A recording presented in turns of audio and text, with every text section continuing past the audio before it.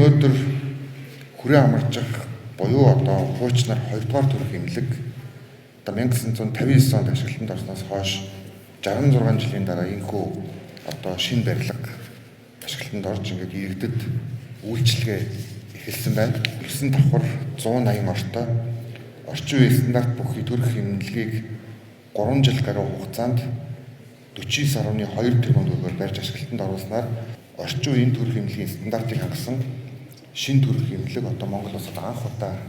одоо смарт стандартын дагуу ашиглалтанд орж байгааг эрүүл мэндийн салбарын та бүхэн маань эрүүл мэндийн салбарын хөгжлийн төлөө ажиллана гэдэг бол зөвхөн салбарынхаа төлөө биш, энэ бол Монгол улсын